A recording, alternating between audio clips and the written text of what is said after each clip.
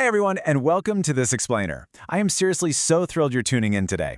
You know, a lot of people out there just think Hot Wheels collecting is, well, buying toy cars, right? But honestly, that exact mindset is what keeps beginners stuck. You end up with endless duplicates, wasted money, and absolutely zero idea what anything is actually worth. So today, we're going to change all of that. We are going over the ultimate beginner's blueprint. Consider this your friendly step-by-step playbook to totally skip that confusing newbie phase so you can start hunting like an absolute pro straight from day one. Okay, so to truly understand why you need a strategy, you really just have to wrap your head around this massive number. Hot Wheels has released over 20,000 unique castings since back in 1968. 20,000! I mean, think about that. If you just walk into a store and start randomly throwing cars into your cart, you aren't really building a collection, are you? You're kind of just accumulating a very unorganized pile of plastic and metal. You absolutely need a focused, informed approach to navigate a catalog this huge, and that is exactly what we're going to build together today. All right, so here's our game plan for today. We've got 6 clear steps to help you build a really valuable, curated collection. Number 1, we'll master the 3 tiers. Number 2, spotting rare treasure hunts. Number 3, choosing your collecting focus. Number 4, winning the retail hunt. Number 5, storage and condition rules. And finally, number 6, avoiding costly beginner mistakes. Let's dive right in. Starting off with step 1, master the 3 tiers. It's all about knowing your production runs. Just take a look at the drastic contrast in value here, despite the retail price being exactly the same across the board. Every single car you see hanging on a standard store peg costs about $1.25. But look over at that resale range. Mainlines, well, those are your standard mass-produced cars. They're great for building up a theme, but they usually max out around maybe $5 on the secondary market. Then you have treasure hunts. These are limited production cars hidden right inside the regular mainline cases, and their value can jump up to around $30. And then you have the absolute holy grail for hunters, the super treasure hunt, or STH. They cost the exact same $1.25 at the register, but they can instantly command anywhere from $20 to well over $150 from collectors. Crazy, right? But okay, here's the catch, and it's exactly why they're so insanely valuable. Roughly speaking, only one super treasure hunt appears in every 72-car case. And honestly, sometimes you won't even find one in a case at all. I'm bringing this up just to set some realistic expectations for us early on. You are not going to find an STH every single time you pop into the grocery store. Even the super serious hardcore hunters in major cities might only find like 1 to 3 of these a year. It's important to remember that the thrill here is entirely in the chase. Moving right along to step 2, spotting rare treasure hunts. Let's learn how to find those rare cars fast. And this brilliantly illustrates what to look for. Let's compare them directly so you don't have to squint at the pegs for 5 minutes straight. On the left side, we have the identifiers for a regular treasure hunt. You're basically scanning for a little silver circle flame logo on the cardboard right behind the car, standard paint, and just regular plastic wheels. But then look at the right side. The super treasure hunt upgrades literally everything. You are looking for a gold TH logo stamped directly onto the car itself, a gold circle flame on the card, that gorgeous Spectra flame paint, and real rider rubber tires.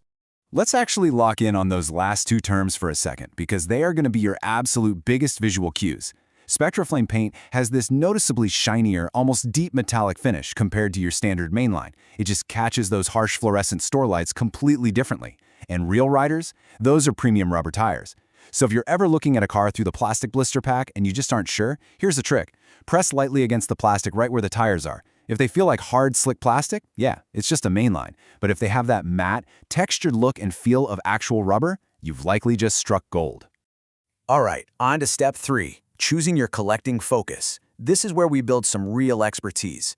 This is huge, guys. Picking a theme early on keeps your budget totally manageable and stops you from random hoarding. Plus, it helps you become an actual expert. Here are a few of the most popular themes for beginners. You've got JDM, or Japanese domestic market cars, think Supras and Skylines, which are massively popular right now. Or classic American muscle, which gives you this huge, awesome variety across decades. If you're looking for higher quality straight out of the gate, licensed premiums like the Car Culture or Boulevard series offer heavily detailed castings aimed more at adult collectors.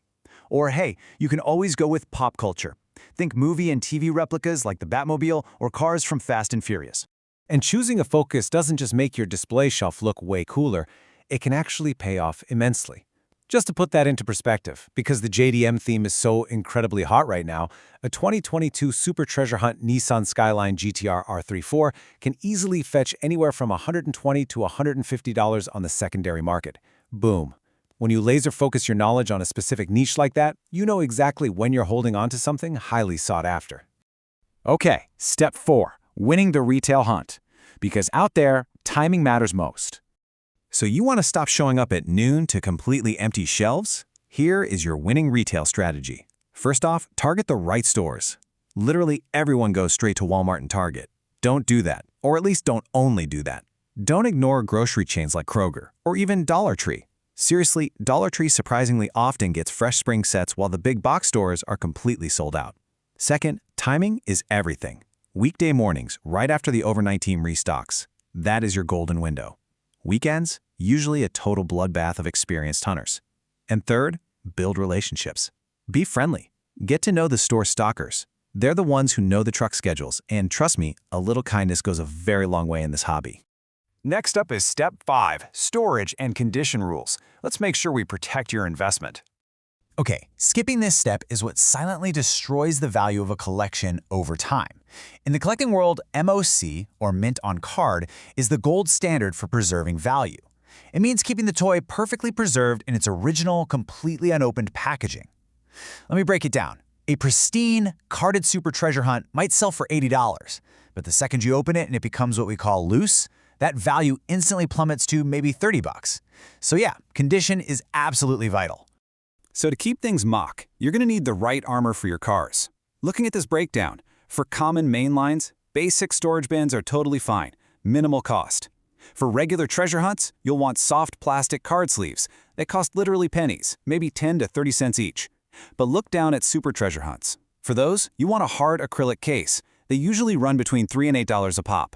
Think about it. If you have a car worth $100, spending $8 on a hard case is incredibly obvious insurance to keep that cardboard flat and the plastic blister totally uncrushed. But it's not just about the physical cases. You also have to manage the actual environment. Make sure to keep your storage room below 86 degrees Fahrenheit or 30 degrees Celsius. Heat is your worst enemy here. It warps the cardboard and literally melts the glue, causing the plastic blister to separate from the card way faster than you'd believe. You also want to keep the humidity balanced. Maybe toss a few of those little silica gel packs into your storage bins and keep the whole shebang far away from direct sunlight, which will bleach those vibrant colors right off your cars. No one wants a faded paint job. Finally, we arrive at step 6, avoiding costly beginner mistakes. Let's protect that budget of yours. So the crucial point here is knowing what not to do, because learning from others' mistakes is way cheaper than making your own. The absolute biggest trap? Buying at scalper hype peaks. Whenever a brand new super treasure hunt drops, it hits eBay at massively inflated prices. Just wait. Seriously, give it 2 to 3 months. The hype will almost always fade and prices will drop. We saw this perfectly with the BMW M3 wagon recently. Prices plummeted after that initial frenzy wore off. Also, please watch out for fakes. As values go up, counterfeiters will literally repackage loose cars to look mint. And like we talked about earlier, avoid lacking a collecting focus, and definitely do not chase every single premium drop without doing your research first. And speaking of premium drops, you are going to hear the term RLC thrown around a lot. That stands for Red Line Club Exclusives. These are premium, highly detailed, limited edition models sold directly to club members online. Now, they are amazing quality, absolutely, but they are expensive. A huge beginner mistake is getting massive FOMO and overextending your budget just to buy every single RLC car that drops. Don't do it. Pick and choose the ones that actually fit your specific theme. Now, if there is one ultimate cheat code to help you skip all these beginner mistakes, it's this: community knowledge. You genuinely cannot replicate the power of the community by going solo. Hop onto the Hot Wheels subreddit, go join some JDM or muscle car Facebook groups, and get out to your local swap meets. Doing this will completely accelerate your learning curve. Fellow collectors are usually super happy to help you authenticate cars, spot those tricky fakes, and even give you the inside scoop on your local store restock schedules.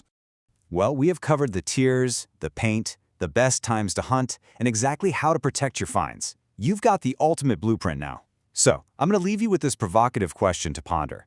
What theme will define your collection? Take this new playbook, start small, pick a focus that genuinely excites you, and go hit those toy aisles with absolute confidence. Thank you so much for joining me today on this explainer. Happy hunting out there, and I will see you on the next one.